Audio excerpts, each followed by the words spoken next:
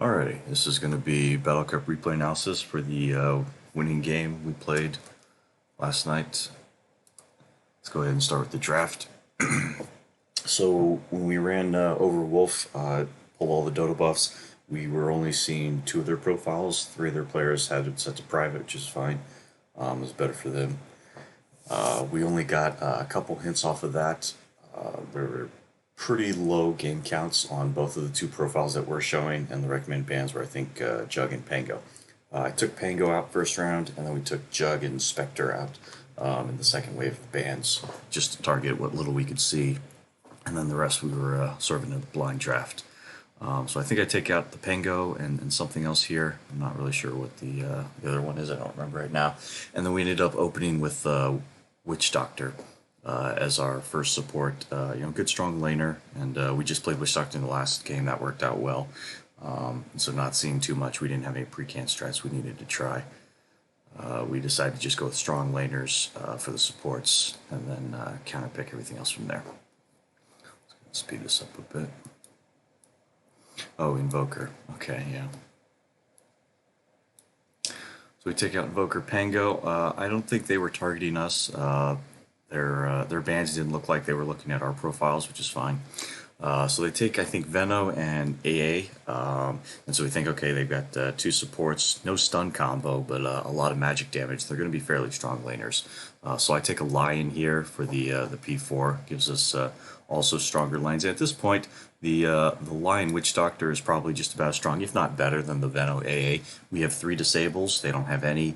And we have just as much kill potential. The Veno AA damage and kill potential is a little slower. It's more damage over time and outlaning, whereas the Witch Doctor Lion kill potential is more gank related. Excuse me. So with higher burst damage, but a little less DOT.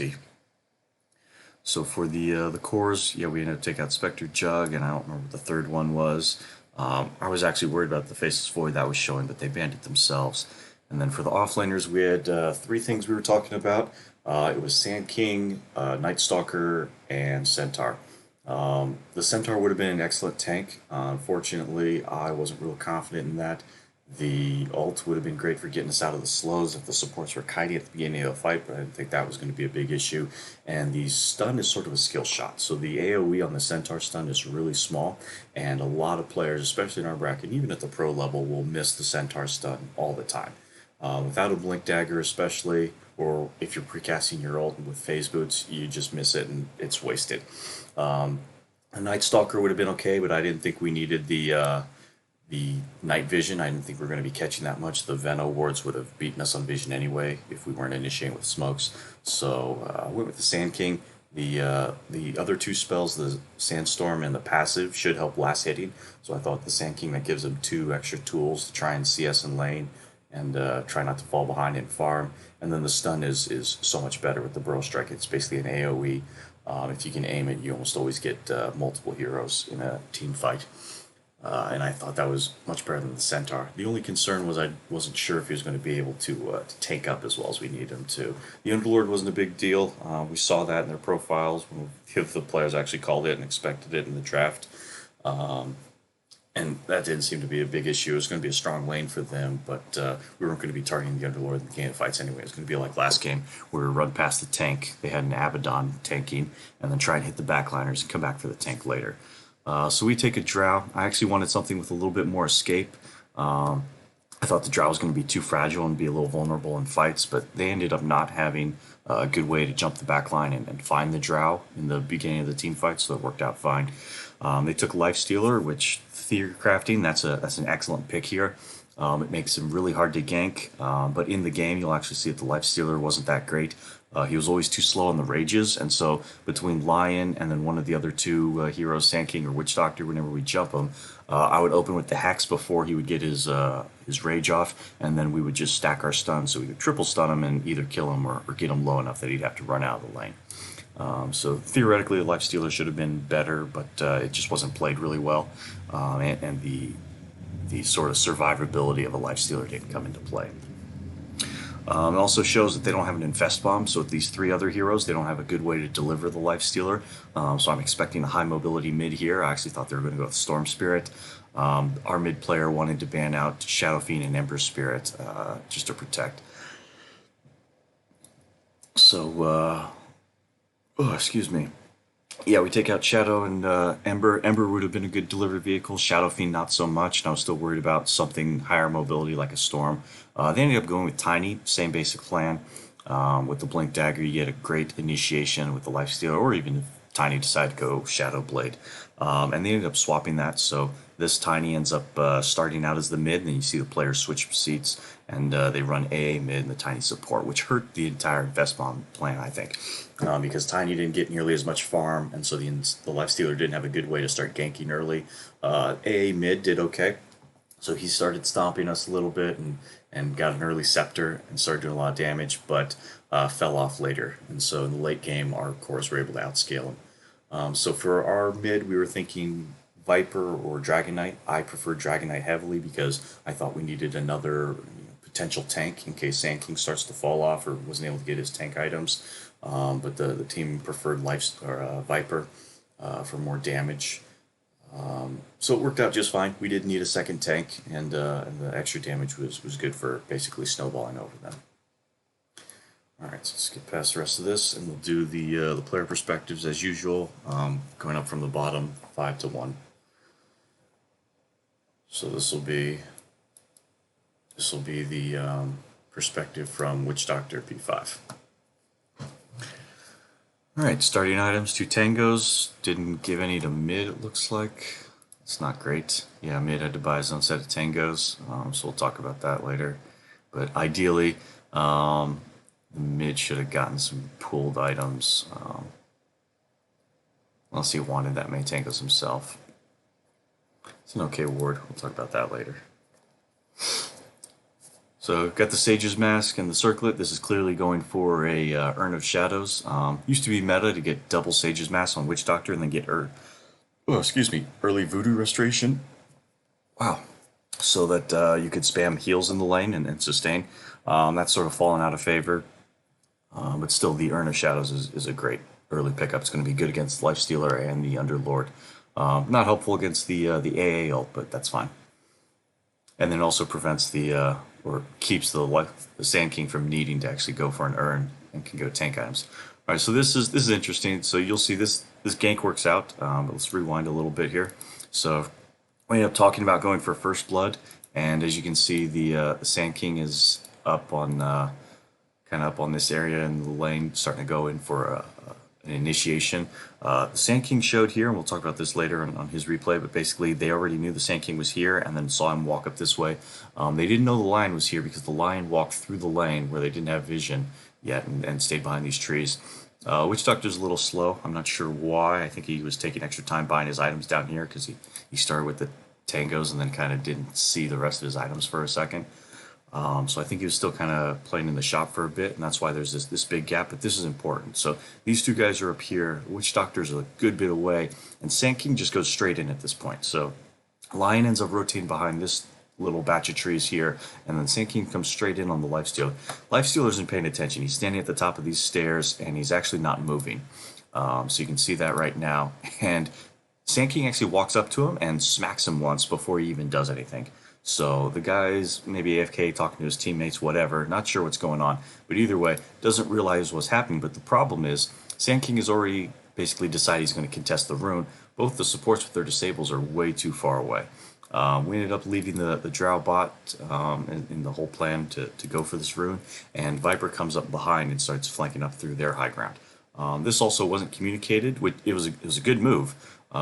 But the Viper didn't tell these other guys they were coming, so they actually back off of the gank here a little early. So basically, Sand King comes up, smacks him, he realizes he's doing something wrong, getting hit. We start to chain our disables, which is good. We actually did an excellent job of doing this, so I let the Witch Doctor throw his stun after the Sand King ult, tried to get a full disable off this, so you'll see when I'm talking about stacking your disables, he gets stunned. I don't actually throw another stun yet, so I go for a right click first, let the stun wear out, and then cast the next disable to try and get the maximum amount of time while he's in this area getting right-clicked by everyone else. Because the right-clicks are really what's going to kill this guy if we're going to get the kill. So he ends up getting away from us, and we all walk away because we don't realize anything else is happening. So the two of us here just turn around and leave, but he's low enough at this point that Viper could just finish him off with his poison attack, which is great. So I end up realizing that he's here, then turn around, but at this point he's got the kill. Viper ends up, or sorry, Drow ends up doing some cute stuff here. Basically takes the rune and then almost denies that rune, so we'll talk about that later too. But at this point the Witch Doctor has got to start running to get back to his lane. So let's see how that works. Is he gonna run away? No, he does TP. Okay. So Witch Doctor's in lane now. And once you run that far, you might as well just keep running. I mean, Drow's already dead. You're not going to help him. And this lane isn't going to meet for probably another 10 seconds or so. So if you wanted to, you probably could have just saved your TP there. It's not a big deal, obviously, but you could have ran and you could be probably right about here. Drow is going to TP in, and he's going to make sure that he gets the farm, and he's not going to let this XP go to waste. And the Witch Doctor doesn't need to be present at this point. So now you're just short a little bit of mana and a TP scroll for nothing, but that's fine. Standing here in this area is excellent. You're watching to see if they're going to ward. It prevents them from, basically it prevents Tiny from putting this observer down, wherever he wants it to go. So keep checking his inventory when you can. Let's switch back to your perspective. Yep, you're watching the Tiny's inventory. That's really good. Make sure that you see where he puts the ward down. Okay, check it again, because he probably dropped it there. Okay, you need to get closer on this side, because now you've lost vision of him. And all right. Fighting, check his inventory, good. Still has the observer. This is actually working out really well. So you holding the Tiny on this side of the lane, way away from the Drow, is excellent. It keeps the Tiny from throwing his damage and his nukes on the Drow. And Drow going 1v1 with the Underlord is just fine. She's still going to get her farm. Everything's going well. So this is actually excellent play so far. No complaints at all. Get more pieces of the urn. You got a clarity as well. I'm not sure about that, but we'll see how that turns out. Click on that Tiny, check. Yeah, okay, still got the ward.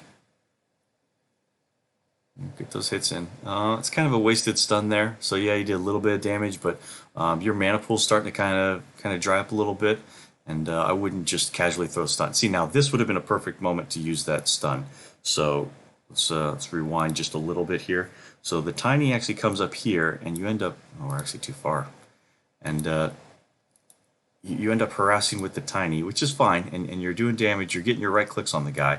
But as he comes up this way, rather than just continuing to right-click him, you end up casting a cask here, which isn't the biggest deal, but 20-second cooldown is a little long, and there are no creeps to chain this off of. So you basically, through the cask, you got one hit, but he's not close enough to either of these neutral camps to get another bounce. So it's kind of wasted, because you only got 50 damage. And trading 80 of your mana for 50 damage and one bounce is really not that great. And then as we'll see here, you get another chance because Drow notices he's late, and Drow comes up. This, instead, would have been the perfect time to get a cast, because even if you'd only gotten one hit, there's another hero that could hit him at the same time. Or he might have been close enough to either of these things over here, his teammate hero or the lane, to get the kill. Now, you still got the kill, and it worked out just fine. But it's just a minor efficiency thing. If you had saved that cask, you would have gotten a little more mileage out of it. And if the Tiny had more life, he might have gotten away. But all in all, working out great so far.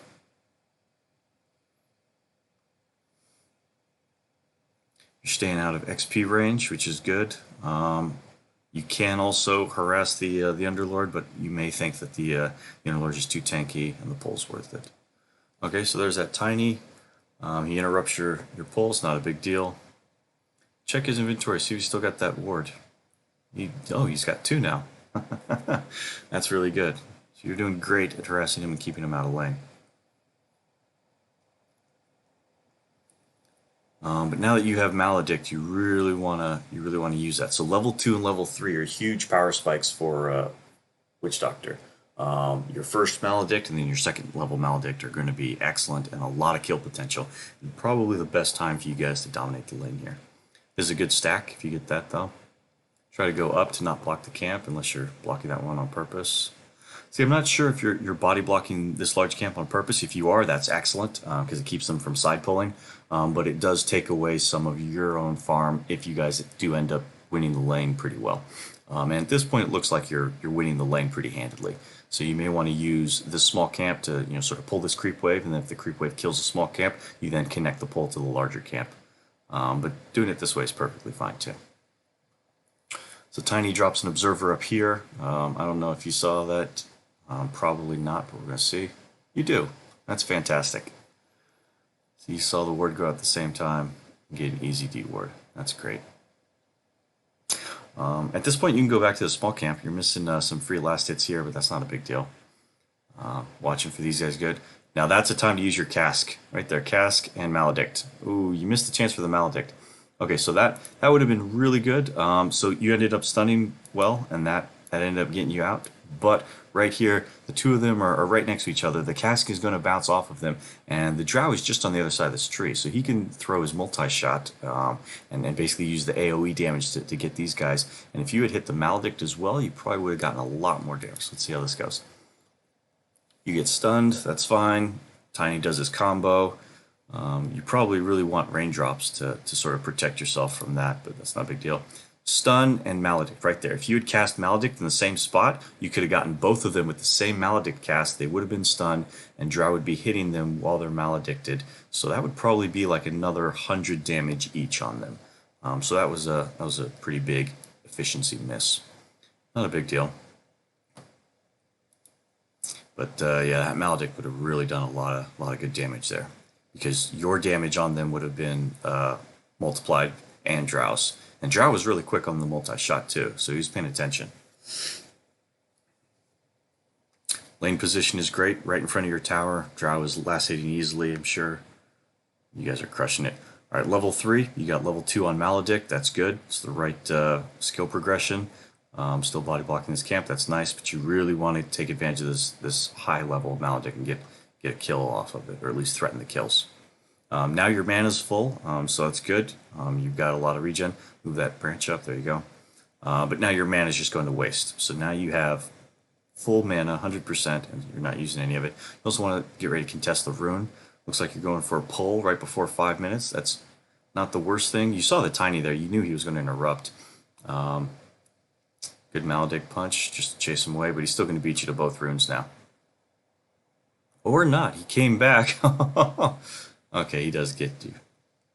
So that's a shame. That's a pretty big efficiency loss. And now Tiny's going to get both runes. You got a very small Maledict hit on the Tiny, but that's not a lot of damage.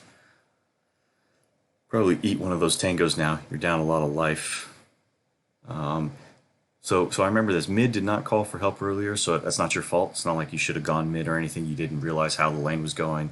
And you're focused too much on this, so much on this lane. You don't have time to basically check the Viper AA game. If mid had said something, then obviously you want to show up and help. But that surprised both of us in game, so not a big deal. Checking for other wards, no big deal.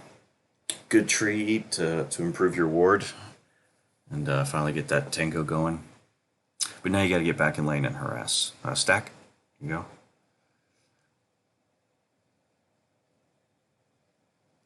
All right, you should really be running to lane to cast your Maledict nuke on them right now. So those Maledict nukes are really important. If you get the cask bounce off the catapult, then you can hose that guy here. Right, there you go. Looks like you're looking for it now. But yeah, running right past the catapult, he sees you now, and you're not going to find him. And even if you do find him in the trees back here, it's pretty low value, because once you cask him, you're only going to get, again, one hit. The cask really requires you to get bounces off of it. If you don't get the bounces, then he's not held in place for a while. The Maledict doesn't have more damage to build off of, and it's largely wasted. There you go. See, one cast of Maledict. It's not bad, but it's just not amazing. Good harass though, keeping him out of the lane. Tiny's missing because he went top. Drow does get some damage there, so that's good. Worked out well. Side pull this one diagonally down. So eat that tree. There you go. Pull this down. Perfect. So fantastic plays all around so far. Not sure what your next item is. You don't have anything in your quick buy. I would hope that you're probably going for either Magic Stick or Arcane Boots. But let's see.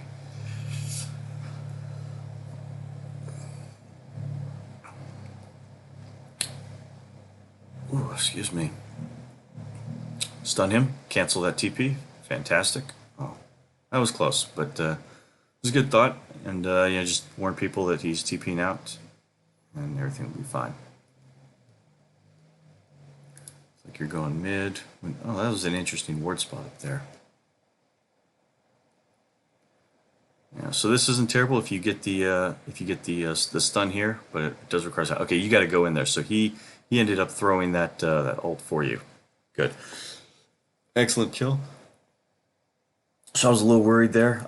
It looked like the Viper noticed that you came up for a gank, and then Viper probably thought you were going to throw your stun earlier than you did. So you started walking away, and then the Viper ended up Viper striking the AA. So Viper's probably now lost his ability to stay in this lane just because of how low he is. A is going to come back and he's just going to nuke him. So Viper probably has to leave if he doesn't die right here.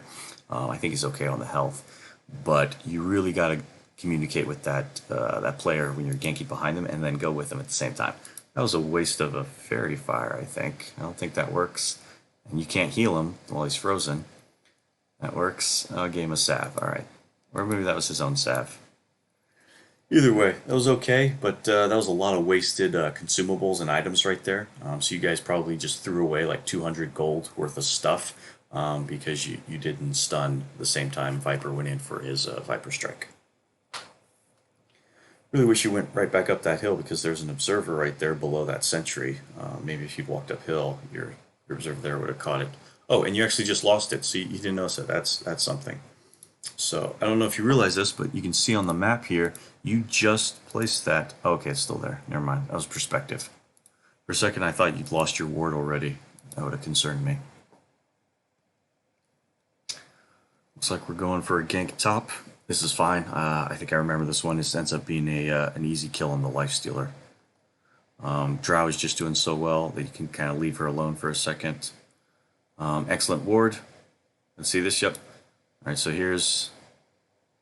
So those stuns were a little stacked too close together. It ended up working out. You guys had enough damage to just overwhelmingly delete the Lifestealer. But I would be careful about throwing the stuns behind each other back to back too closely. Because if you stack the duration, now there's goodness in throwing it a little early if you're afraid that it's like a Lifestealer, he's going to rage and basically make himself magic immune and get away from the next stun. But we were throwing those stuns too closely behind each other that we were overlapping by a lot, especially the Sand King one. But we'll talk about that on the Sand King play. So your stun was perfectly fine. You probably figured there's no reason to give him a chance to even rage out, and it's better to just stun him early. There's a good stack. You're farming the Venom wards. That's excellent. I mean, those Venom wards at that early level, when you can two-shot them like that, are just free gold. So, keep killing off those wards and getting the free money for it. If he's willing to feed them to you, might as well take it. Keep your heal going. So you got half life, but a lot of mana. There's no reason to keep your Voodoo Restoration off. You got a lot of mana regen. You're about to max out your health here. And I also noticed this in fights. I'll comment on it later, but you also don't turn on the Voodoo Restoration at the beginning of fights, and there's a lot of health missing from that. Like right now, you should have it on just because you're about to max out here. And even if you don't max out here, having full health is a lot more important than having full mana. You don't require all 550 mana to be able to throw this combo. This combo takes what? 115, 195, 200 and a couple. You can throw your entire combo basically twice with your full mana pool, so you don't need this much mana, but you do want that extra 300 health. That's worth an awful lot. So just another minor efficiency thing. Farming this lane while no one's here, that's perfectly fine. Combo right there. That was a missed opportunity. So you probably thought the AA was going to kill you, and maybe he could. So with his combo, he might have Frost Blasted and nuked you. But that's also a good spot where he's walking up there to just go ahead and throw your combo on him. Open with the cask. You're probably going to get the bounces you need and then maledict him. But again, you were low and not sure how far the range would have been. Well, he gets you anyway with the tiny. That's unfortunate, but You couldn't have seen that rotation from the tiny anyway. So, not a big deal. You got a magic stick, that's good, or a magic wand, sorry. So, kind of what I expected for the first time. I imagine arcanes are coming up next. Let's see where you go after this. Okay, where did you respond to? You're walking somewhere as you look around. Alright, looks like you're walking back mid. Not sure what the strategy is going to be here. Checking everyone's items, that's good. Keeping your eyes open. Alright, so another observer. That's a good ward up here. This watches for tiny rotations back from behind on mid. Looks like you're going bot.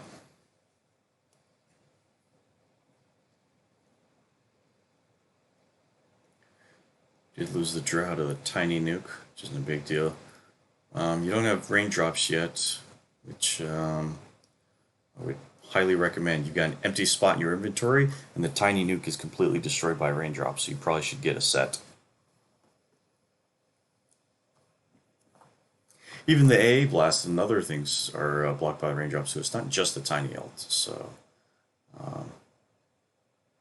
it's an okay observer, but I'm not a sentry, but it is kind of limited, so it's not the best placement.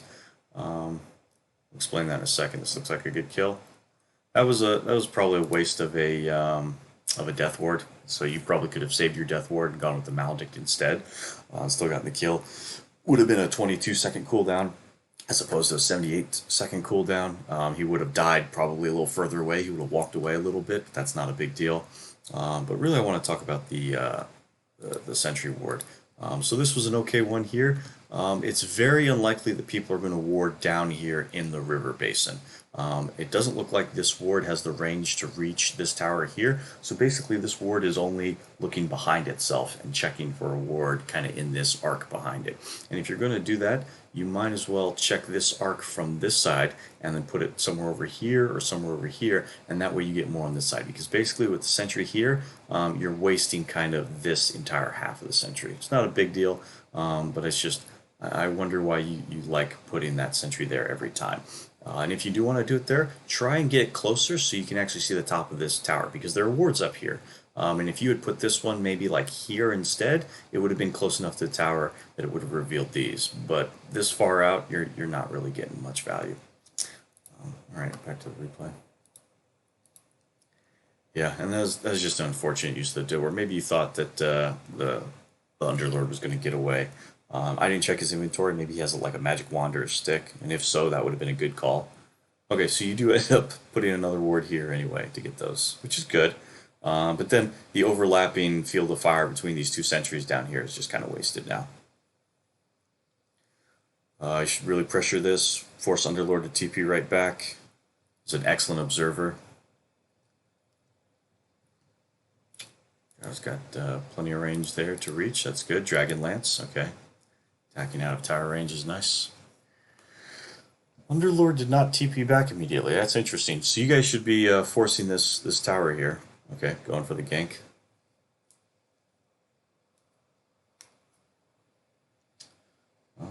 You did kind of stop there. That was interesting. So I'm not sure why you stopped moving. Maybe it was to not reveal yourself to the AA. This works out nice.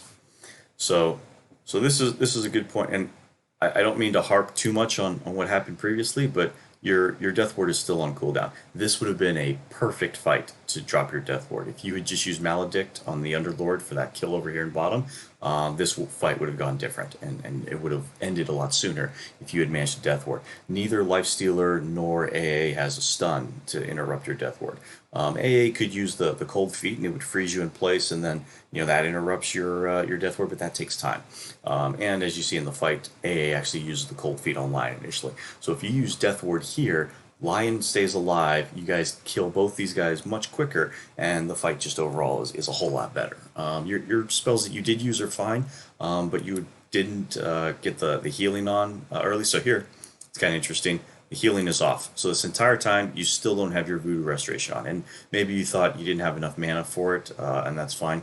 But you should really have your heal on. And again, it's not going to work through the Frostbite, but there's so much going on in the fight, you're going to forget about it. The easy way to do it with a hero like Witch Doctor, who always has more mana than he needs, is to just turn your Voodoo Restoration on as soon as the fight starts and just leave it on for the whole fight. And the fight should end with you leaving Voodoo Restoration on too long and you just running out of mana completely. And that's fine, because if the fight goes that way, it means you guys won the fight and you're still alive and able to stand there and watch your mana tick out, as opposed to, you throwing your whole combo here, which is what, 2, 3, 400, and still having the extra 200 mana doing nothing. Whereas a 200 mana may have given, your teammates an extra 50 or an extra 100 HP after the frostbite wears off. Or for whoever's not hit by the frostbite. So, not a big deal. This fight still goes okay. So Sand King ends up killing the AA, but then we lose the Lion for it. So, decent exchange here. And I think someone else rotates in, and the Lifestealer almost dies at this point.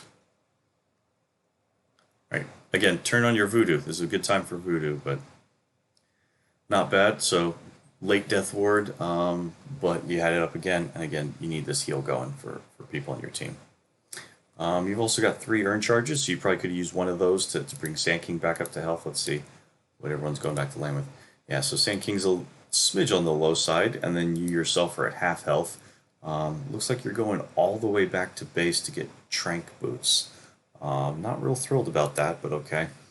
And those Urn Charges are just kind of going to waste here. Minor efficiency stuff, but zeros. Alright, so let's see. You get your Tranks. You still don't have a neutral item. Are there no extra neutral items available? There's an extra neutral item, so you should have this. Someone should. In the first wave, excuse me. In the first wave, when there's only 4 neutral items, none of them should be unequipped. Everyone should be using one of these, and one person gets left out because obviously there's only 4 for 5 people. But the fact that this Faded Brooch is just sitting here is a big issue. It's a fantastic item for you. The move speed, the extra mana, basically gives you a lot more voodoo that you can spam, even though you're not spamming it. This is a shame. So you ended up coming back to the lane late because of the Tranquil Boots and going all the way back home. And so now you're farming last hits while your teammates are dying. That's unfortunate. Ideally, you would have taken the gank, and then you would have died instead of Viper or Sand King. But let's fix that. Drow comes in, gets a nice easy cleanup here. Should be a double, yep. Good double kill for the Drow. Looks like he gets deleted here himself, but that's something. A lot of return damage. It's going well for the Drow. I come in late, which is a shame. If I had been there a little earlier, probably could have helped. But that whole fight was really drawn out. That was unfortunate because with long duration fights like that, Veno and AA have a good advantage over us because we can burst damage better, but they have a lot more slow damage that wins in like a 30-minute or a 30-second skirmish. Excuse me.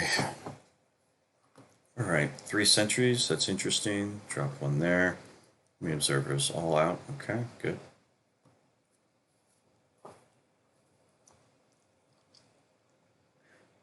Also be checking inventory, see if either Lifestealer or Tiny are going for Shadow Blade. I don't think they will, but it's just something you should, as one of the supports, you should be checking. Whenever you see either cores on the map, just check their inventory when you're walking like all the way across the map. You're doing nothing.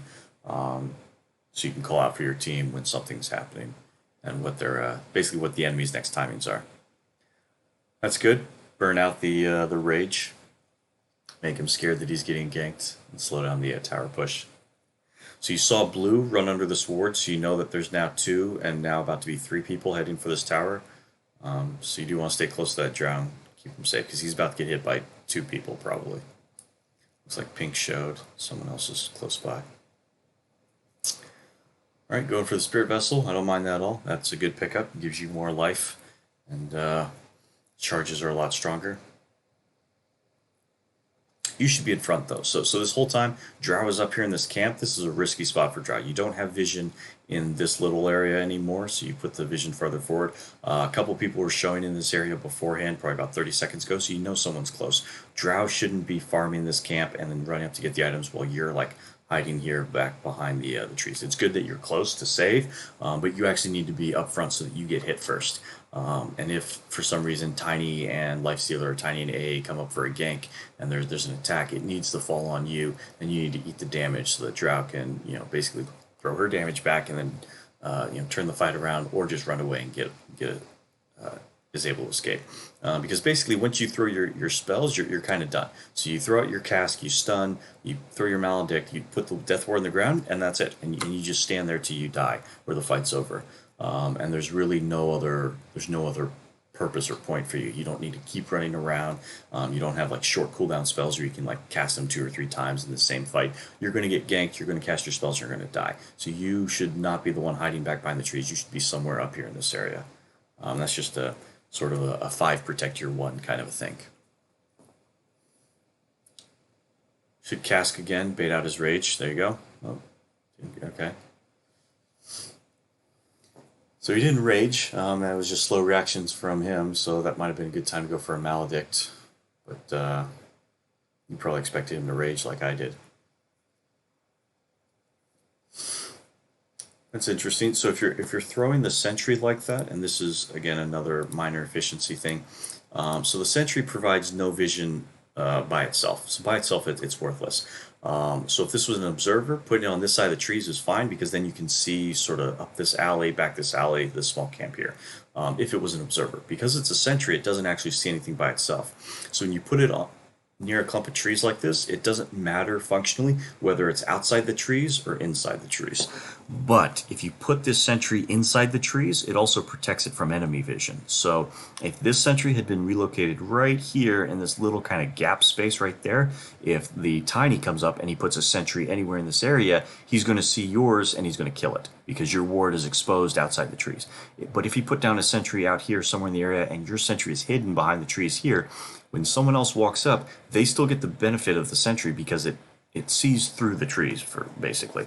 The sentry doesn't actually need to have direct vision to the ward. It just covers an entire area, and it gives anything else in that area the true sight. So the sentry should actually be hidden in the clump of trees while the people walk by. They'll still get the full benefit, but it just keeps it alive a little bit longer. It's why you'll see a lot of times in the lane, you'll see people put sentries in this middle clump of the trees, this tree clump here, or this one up here. And the reason they do that is because it actually doesn't matter that the tree is blocked. So it's a slight efficiency thing. And I guess you may not know how that works, but basically, if you're going to put a sentry near trees, it should be in them. Obviously, there's some places where it's like on this tower, there's no way to put this in the tree and still get the advantage of the high point. So, that in that case, you obviously expose the sentry by putting it up there. But if you're going to put it next to the tree clump, you always just hide it right behind. So, another minor support trick. All right, you might be dead here. Looks like you're you're just going to stand there and let him kill you. So that's a shame. That's interesting. Okay, so that was really weird, and that was not well played. So let's watch that again. Let's see, is this far back enough? Not quite. All right. So you just place the sentry here. That's fine. You walk up here, and then this fight goes really poorly. So there's a lot of things that didn't happen here. It looks like you jump up to the top part of the map to watch this fight. Okay, so I understand that. Another gank's going on, and you're paying attention to that fight. But you're getting jumped down here, and I'm not sure when you notice. You aren't TPing up here because you don't have a teleport scroll, which is fine. So maybe you've looked up here and thought, oh, there's another fight going on. I'm going to use my teleport scroll to jump up there, and you didn't have one. And so maybe you kind of came back to your own character after you realized you didn't have one. Now the Lifestealer starts hitting you. Lifestealer doesn't have that AA advantage where he interrupts your healing. So as soon as you start getting hit by the Lifestealer, you assume a couple things. You're probably going to die. If you don't die, you're just barely going to get away. The rage is going on for a little bit, so you got a little bit of time before you can actually stun him and then try and get off. But during that time, you should be healing yourself. So you have, again, full mana. You got 800 some mana, way more than enough mana to throw all your spells. As soon as Lifestealer starts hitting you and you realize it, you should come back to your own perspective and turn on your healing. And I don't think you turn on your healing at all this entire time. So he starts smacking you for free. You're not even moving. You're probably spamming your teleport key, which doesn't work because there is no teleport key. Now you start moving. You're at half health, no life. You need to turn on your Voodoo Masteration. So this is really a shame. You're now down to a third of your life, and you have full health.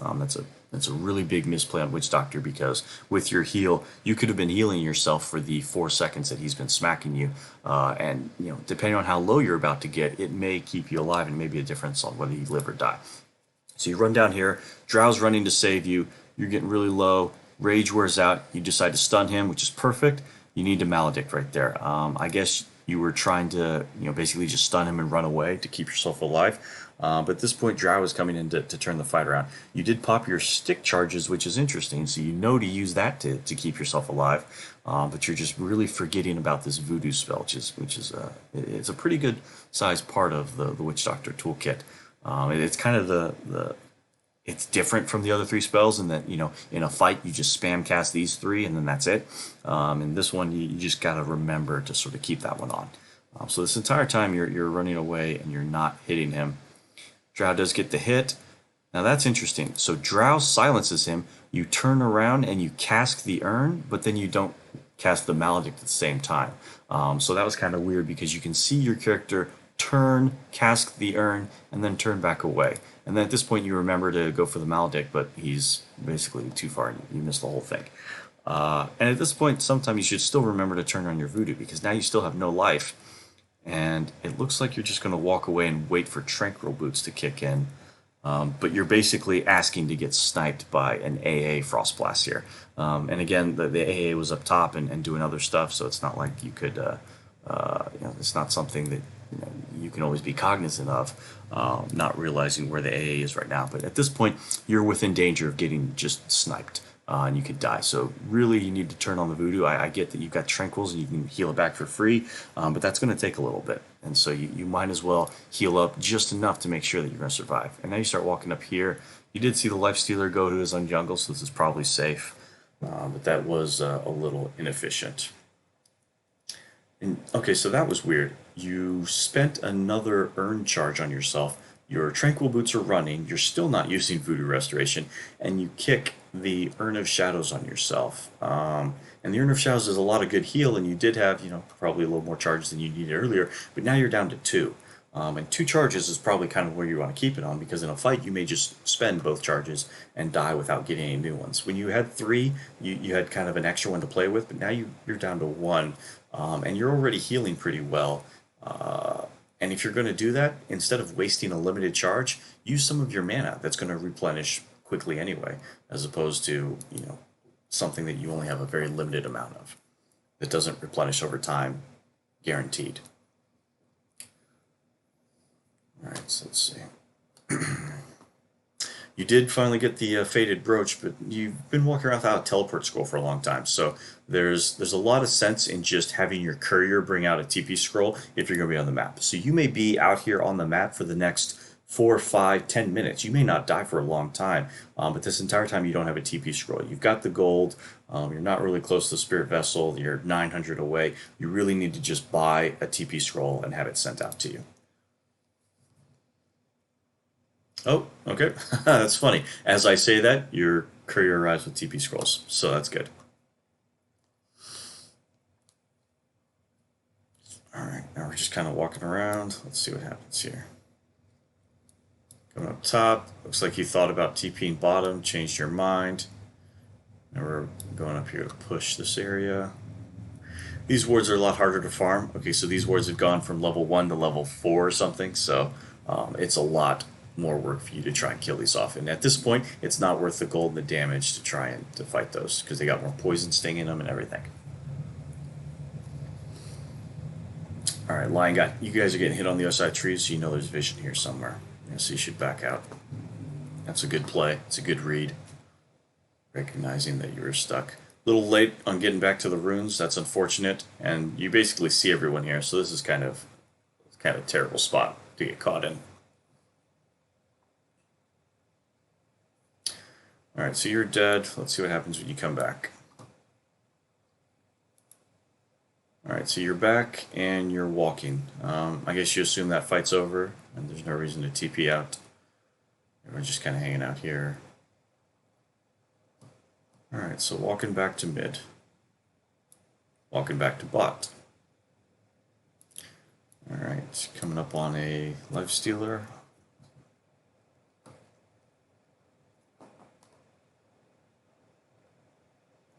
That's good. Bait out the rage.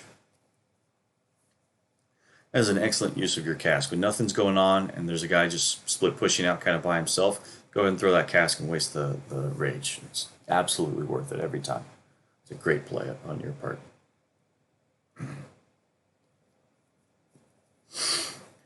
Alright, getting some more wards. That's good.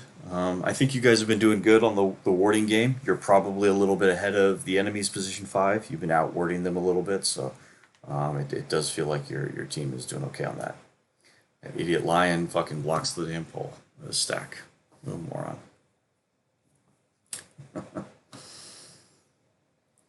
Alright, just kind of hanging around here. Nothing's going on. I do want to at least get to one of the big team fights just to see if you do pop voodoo early. There. Raindrops.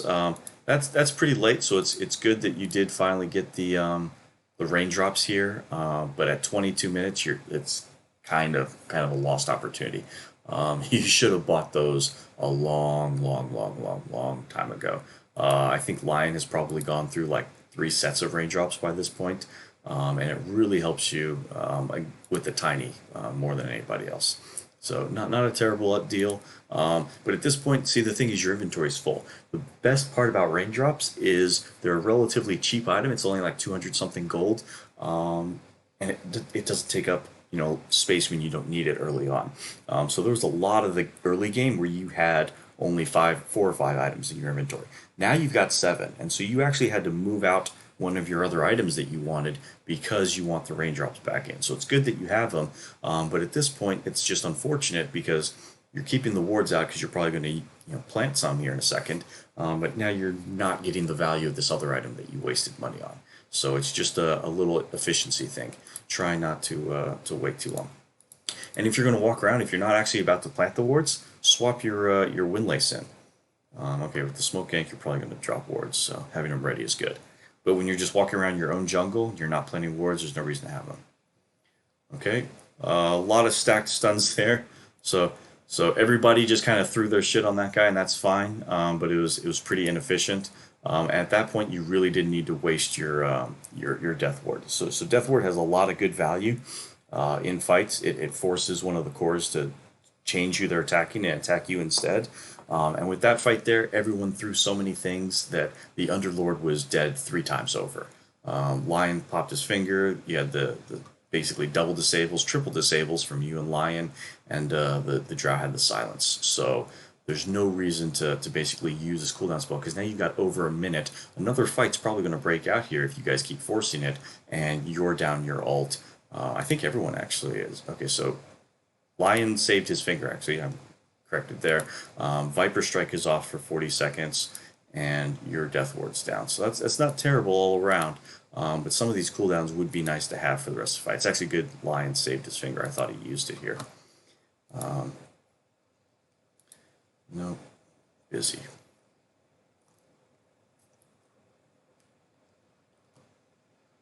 Yeah, another minor efficiency thing.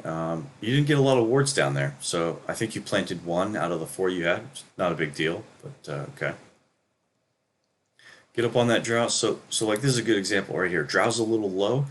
Drow's health and well-being and how Drow's game is going is like critically important for everything.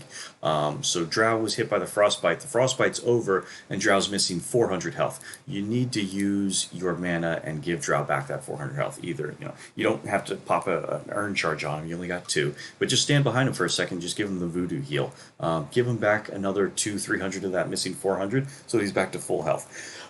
That way, Drow's confident.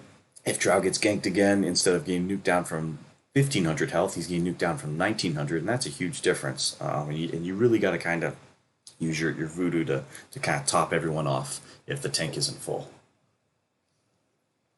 Looks like everyone's running for Sand King. Sand King's way out of position. And I guess that fight's over. It's good. Sand King pops the pipe, so it looks like you're going back in, but you don't. So that pipe was wasted. That's fine. try and get one more fight here before we jump to someone else. Check the word. Okay, that's good. One person should be outside. That's fine. So that's good. It did look like you used your voodoo restoration. Let me go back and make sure. But it did look like you were healing people during that fight. Yeah, so you do have voodoo on. You're healing everybody in the area. That's good. It's probably the first use of the voodoo restoration that was really ideal. Because you really want to get that. Okay, so right there, little sub efficiency there. So you had the voodoo restoration on for that fight, and then everyone walks away, and Viper is leaving the pit with 2/3 health. You really got to just at this point, push M click and then M click behind the Viper so move follows him, and then just follow him for like 5 seconds and give him another massive chunk of health. I get this is only level 1, which is unfortunate. But still, 5 seconds would be another, basically 80 some health. And that's a good chunk back if a fight does break out here, because he really needs all that health back quickly. Doesn't look like there's going to be a fight here, but we're just kind of slow. Walking around, everyone's kind of farming absent-mindedly in the same area. Not a big deal, just a little inefficient feeling. All right, you get the rune, that's good. And now you're shoving. Okay, so this is a good play here. You guys are coming up on this side, but this is a little unfortunate. So this outpost provides vision, and when you push your Alt key, you can see a blue ring appear around it. So you don't want to walk within the blue ring, because then you'll pop. So it's like you can see here on your side, on this outpost down here, it just provides just a smidge of vision around the outpost. So you really got to try and be careful and skirt the edges of that vision when you're walking around it, because if you're too close here, the outpost is going to see you. The trees here kind of protects you. Sand King's on the wrong side, Viper's on the wrong side. Lion is up here in a good spot. He's hiding behind the trees, ready to basically, start or initiate the fight with disables. You want to be up here with him. You want to be probably up here behind this clump of trees over here, and then Sand King probably somewhere in this area. So everyone's kind of a little on the wrong side of this starting fight. Yeah, Lion's pinging. You on this side. Okay, so now you're in vision. So that spot right where you walk through the outpost right here, you were in vision there, and you basically told the enemy team that you're setting up in this area. It looks like A is about to frost blast it because he saw you, and that's unfortunate. So you really want to avoid sort of this area right here, because they can see that. I think Lion is crying about that in all chat right now. All right, so everyone's come up on this side. That's good. So everyone's now prepared. The other team is pushing down in this area. You guys are going to basically base race them all the way to their tier 3, which is good because you can do that. You want some vision on this post here. I think you have wards in your pocket. You got the sentries, so might have been a good spot to check there. Let's see how this fight goes. So it looks like the fight is starting. You still don't have Voodoo Restoration on. Okay, now you got it on. You gotta throw your spells. There you go. There's a cask. Throw the Maledict. You death warded without the Maledict. That's unfortunate. It's pretty inefficient. Yep. Maledict misses. That's fine. Or maybe you were going for the Veno anyway, even though he was dead. The Maledict on the Underlord would have been huge there, but alright, so really you got to be healing the Drow at this point. Drow's probably dead. It looked like for a little bit you were trying to heal him, but you really got to get in there and save the Drow and sacrifice yourself. So that fight went kind of terribly for everyone. But you did have the right idea. So you were Voodoo Restoration up here. You did kind of heal, but you were also far away. You were like in this back nook. And so the range wasn't great because you were only basically healing where we're standing right here at the top of the stairs. You threw the cask and then went straight for Death Ward. You didn't Maledict on top of it, so whoever you were Death Warding there first took too long to kill. And then the second time when Underlord comes in, Underlord and Veno, looked like you tried to Maledict the Veno, who was already basically one shot away from dying, and then Underlord took way too long to hit. So otherwise, all in all, pretty good plays. Some minor efficiency things, support-wise, but pretty good. And let me know what you think about some of those supporting suggestions, particularly the use of Voodoo, placing the sentries within the trees instead of outside the trees. The Harass was excellent early on with the Tiny, but I would have really liked to see you use the Maledict stun combo like level 2, level 3, just to nuke down the Underlord in lane so hard that he can't contest the Drow. Alright, go ahead and wrap that one up. And